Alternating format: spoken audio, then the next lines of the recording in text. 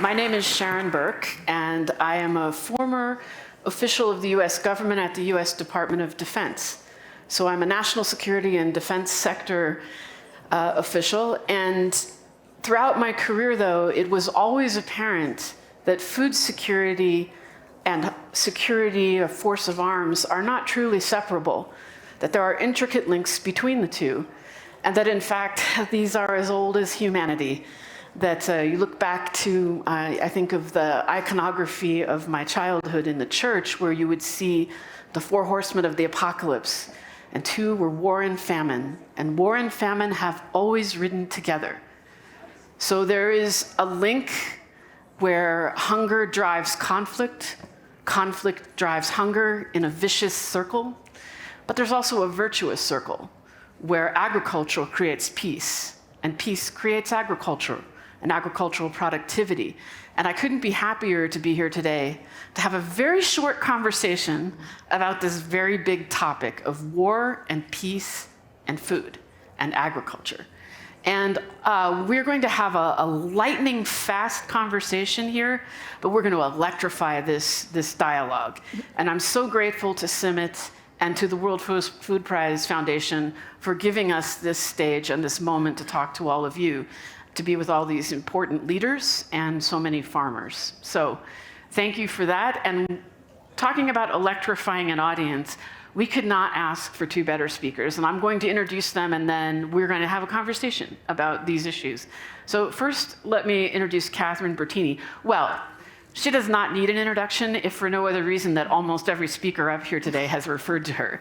So you all know her as a world-renowned leader for food security, for agriculture, and also as a World Food Prize laureate. So it's just wonderful to have her here on the stage. And then we have Maurice Amollo, who is the Senior Director for Peace and Governance at Mercy Corps, which is just a wonderful organization. If you don't know them, they do it all. They do humanitarian, they do development, they do peace building, they do conflict avoidance and conflict resolution.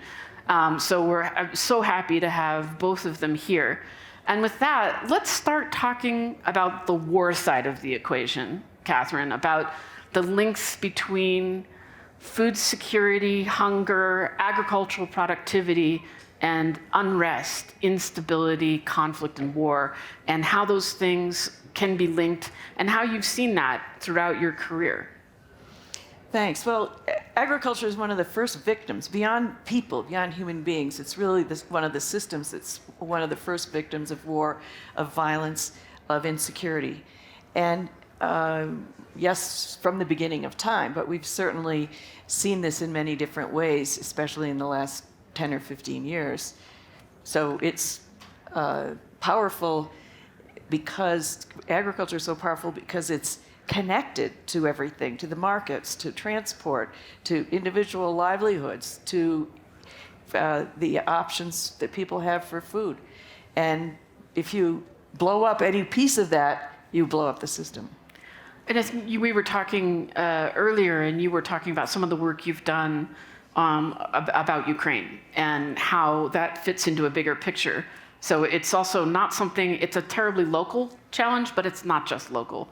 Maybe you could say a little bit more about that. Right. A couple speakers mentioned this earlier, that Ukraine, once the Russians invaded Ukraine, it created all sorts of issues relative to the availability of food. So much wheat, for instance, that comes from Ukraine, fertilizer that comes from Russia and Belarus. And there was a concern that the stoppage of this and the lack of exports to Lebanon, for instance, which gets most of its wheat from Ukraine, would be dramatic. So at the Rockefeller Foundation, we looked into how we could think about actions that would help mitigate that, not just in Ukraine, but potentially globally. We saw what happened in 2008 to 2011. Remember when we had the food price crisis and inflation was going crazy and prices of food were going up so much? And so many countries really had a variety of problems, including violence starting from lack of food or the high price of food. And the so-called Arab Spring was a result of that, of food being cut off in the trade system. going to Egypt. So not only can violence impact agriculture, but lack of food can impact creation of violence. Maurice, do you want to say a little bit more about that, and from not just your experience at Mercy Corps, but your lived experience in the moment? Yeah, absolutely. And I think, just to add to what Catherine mentioned, first, I think we need to appreciate that we are at a 30-year high when it comes to issues around violent conflict. It's never been higher.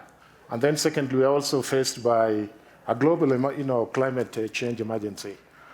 That combination of violent conflicts and climate change is going, at least for the next decade, be driving rising hunger, water security challenges, economic growth challenges. And so I think this is really a good time to be discussing some of these issues. We should actually have been in this conversation like yesterday. But that said, I think as Catherine has already mentioned, the relationship and the link between food security and conflict is so intertwined that those two actually reinforce each other. Where we have conflicts, it's impossible actually to do agriculture. And if you can't actually do agriculture, then you're facing real challenges with food security. But at the same time, as we've seen in some examples, when you begin to actually rapidly increase food prices, as the case that was in Kenya, you are likely actually to trigger violence from the public, particularly when the cost of living is affecting some of those basic food items, whether it is cooking oil, whether it is maize flour, wheat, and the like.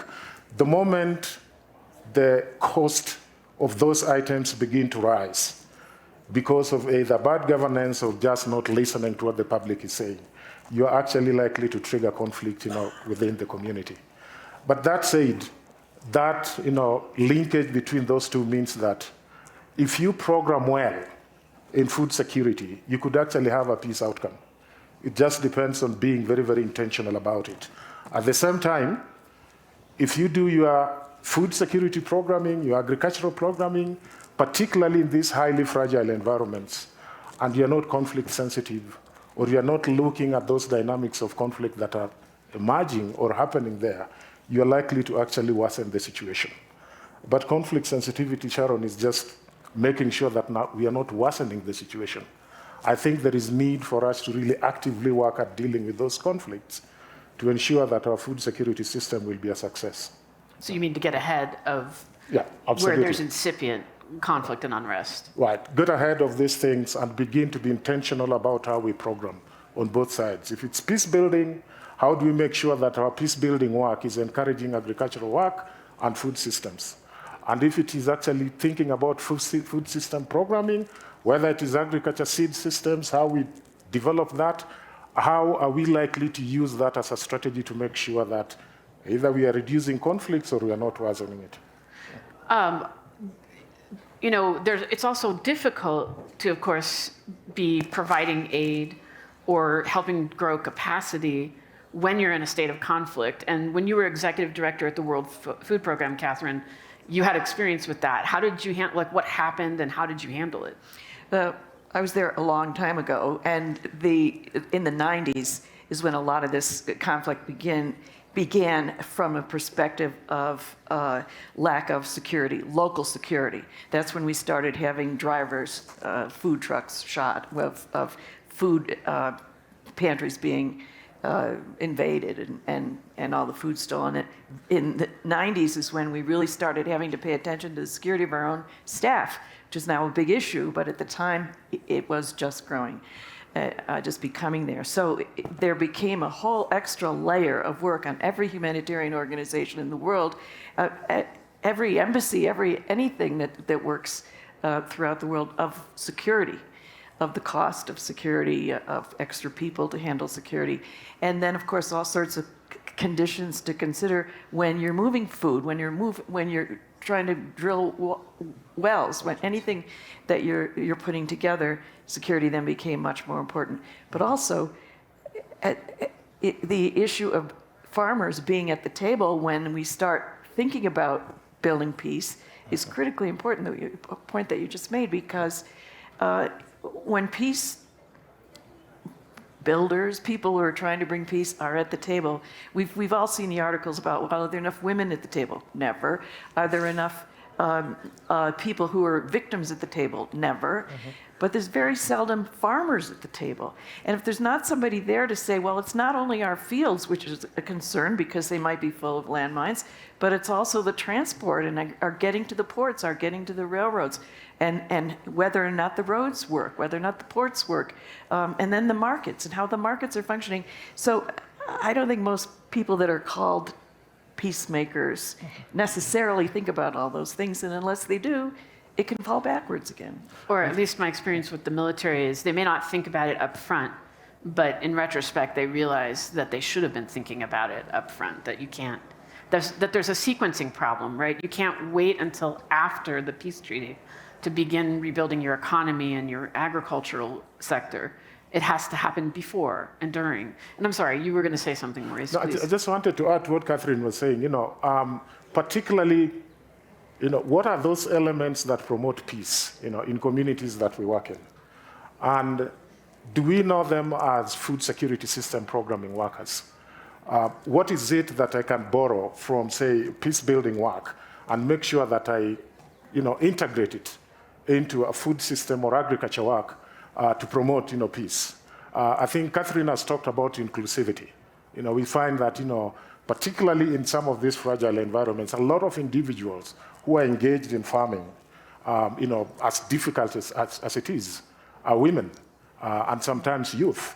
Are those people part of your, planning when you are organizing your programs, when you are implementing? Otherwise, your programming actually continue promoting exclusion and marginalization, which actually promotes conflicts and violence and eventually war. So I think being, Can you give us some specific examples of what Mercy Corps is doing to build peace? Like what kinds of programming works? What are you seeing and where? Yeah, just to give an example, in northeast Nigeria, one of our programs, building resilience in agriculture, funded by the US government. That program is building the capacity of women to practice smart agriculture, but also trying to bring the different conflicted groups together because of the realization that unless these conflicted groups work together, the agriculture system will still be disrupted. So while the focus is in agriculture and food systems, some of these elements are taken into consideration. Earlier this year, when we did an assessment of some of the outcomes of this program, one interesting outcome was that individuals said that they had actually, seen elements of strengthened social cohesion among different groups. Yet, the program is actually agriculture and promotion of, food systems. And then, of course, our program in Haiti. As you know, Haiti is one of, in the world right now, the most food insecure country, And part of that is because of, the organized gangs, the violence that has been going there for years, and it's just been impossible to practice agriculture. Some of these organized gangs have moved into communities that practice farming and completely dislodged them.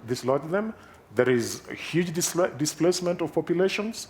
And of course, one of the key, agricultural incomes for Haiti was mango export, farming and export, particularly into the United States. Because of this conflict and ongoing violence, that has been disrupted because USD officials cannot work there because of security. That component of farming is now cut out. So what Mexico is doing right now is work, to promote, even amidst that conflict, elements of good governance that will ensure that there is strong social cohesion vertically between communities and the government, but also, horizontally between different communities to make sure that they can begin to see how they can work together, even in the midst of war, to begin to rebuild the agricultural systems. Even when war is happening, actually there are spaces where you can actually get people working together and supporting each other. And that is the space that Mexico is taking advantage of to begin to build that system that will enable transition when the violence, ceases. Catherine, do you have words of hope? I mean, have you seen successful programs that where we can leverage agriculture as peace building or peace building to build agriculture? Well, we can't be here at CIMMYT or here with the Crop Trust and not say the example of what happened with the Syrian seeds, right? Because ICARTA made sure when Syria was being overrun with violence to have its seed banks be duplicated or sent to both CIMMYT and Svalbard. And then, in about 2015, I think the process began, where there were scientists and agriculturalists from Lebanon and Morocco who went to those two places and brought back seeds to plant in Morocco and in Lebanon. So now there's new growth of essentially Syrian crops, and the food banks have been replenished. And if there isn't ever a good story about how important seed banks are, like the one at CIMMYT and the Svalbard seed bank or vault, this is nothing better. Yeah, and I noticed, I believe CIMMYT also has been really thoughtful about how to incorporate conflict risks into their work. And for example, has been working in Sudan and elsewhere. And again, it's that tough cycle, right, between you can't have peace until you have agricultural productivity and economic development, but you can't have those things without peace. Right. So this is going to continue. It's not going to get easier. And I noticed that Kerry Fowler talked about that a lot in his remarks. Mm-hmm. And one of the reasons this is getting harder is climate change and the way that it's an accelerant for all of these elements. And I know you both have thought about that and worked on that. Catherine, any thoughts on these links? Yes. Well, in fact, another topic that Kerry brought up was vax, and one of the important things about that is that there's research been done to assess what of these opportunity crops would be best to grow in a climate challenged situation, and also which are the most nutritious. So if you combine those two together, that's how they come up with the crops they're going to be part of the VAX system. And it's a way to deal with climate issues, and it's a way to deal with the nutrition issues, which are so critically important. And has a real strong potential as conflict prevention. If we can look ahead to where there are going to be challenges and do what you and Kerry have been talking about, you have the potential to prevent conflict from forming. Maurice, do you have other thoughts about the way that climate change is playing in your work? Yeah, I mean, climate change is a threat multiplier, and it worsens all these things. Whether it is food security or existing conflicts, it just makes them worse. If you look at northeastern Kenya, for example, where we have mostly pastoralists, that land there is so degraded, and that is partly because of the conflicts that are happening between these pastoralist communities. You find that a lot of them cannot. There is a whole section between South Sudan, Kenya, and Uganda that is a no-go zone to most of these communities, because you go there and it is battle. It's mortal combat, whoever goes there. So they keep away, and they have all confined themselves into one section around Uganda where they all graze. And that place is completely done. Yet there is a lot of space on the other side where there is pasture and water, but you cannot go because of conflict. So, while climate change and the activities because of fighting is worsening the other side, there is actually, a lot of resources on one side that if actually they resolve some of this conflict, things could move very, very, well. So, we've talked at Mexico about resilience and adaptive agriculture, regeneration, particularly of rangelands, to see at how some of this, earlier on somebody said, I think one of the speakers mentioned 70% of land in Africa may not be fit for agriculture right now. And that is very true. So how do we begin to rebuild that soil? How do we begin to protect water sources, build water security, to make sure that we are ready for the effects of climate change, which are already happening? How do we make sure that we make people aware of conflicts that are emerging because of the effects of climate change, to avoid them turning on each other And how do we present climate change as a threat to both enemy and friends so that it can be confronted universally by all humanity? I think that is the frame of mind that we're beginning to think at Mexico. And that's certainly some of the work I'm engaged in is militaries speaking to each other about understanding the nature of that risk. Mm-hmm. But often for them, the answer is not, force of arms, but rather partnerships with civilian agencies like the Agency for International Development, which plays such an important role for my own government. And in fact, when I leave here, I'm going to Cote d'Ivoire. I understand there are some Ivoirians in the house, so I'm hoping I can find them later, for a dialogue among African and US military members to talk about how to understand this risk and how to prevent the emergence of conflict. So I think it's a really important area. We're just about out of time. Any last words, Catherine, for the audience? Since you are from a military background, it was often at WFP, and certainly since I left, that a crisis was so bad from a conflict perspective that we had to count on the military to do something, whether it was dropping food from the air or opening corridors or protecting our staff or moving staff. Sometimes it's just the only way to keep people alive. And I think militaries are aware that they don't want to engage in war, that wars happen so you can get to peace. Yeah. So I want to thank you both for being here and for the work you do, Maurice, to actually build that peace. What an interesting conversation. And it's perfect that we get to segue into a wonderful announcement from the U.S. Agency for International Development. So we will leave the stage and let them make an announcement. Thank you. No, Leslie Stoddard? Oh, okay, Ann Vaughn is telling me it's not USAID, but we do have a wonderful, important announcement. So we're going to get off the stage and let that happen. Good afternoon, ladies and gentlemen. It's a pleasure to be with you and our distinguished leadership. And not exactly an announcement, a call to action, as I've been instructed. And the call to action, especially as you're thinking about lunch, I know this is our next moment in the agenda, is to remember Sudan. We were talking with Jeannie Borlaug and talking about what's going on in Sudan. And she mentioned how often Dr. Borlaug went to Sudan. As you may know, and this is kind of my job to share some of the tough news about Sudan. As you may know, there are more than 10 million people displaced in Sudan with the violence there. That's a big number. If you think about that, that's a city the size of New York that's been displaced and largely destroyed. We were just talking about how violence and agriculture have a relationship. And I think in a country like Sudan, you've got 50 million people. Now half of them are facing food insecurity. And according with the recent IPC numbers, you've got maybe 1 million reaching IPC 4 and 5. So this is now one of the hungriest countries in the world right now. And in fact, it's the largest food security crisis on the planet at the moment.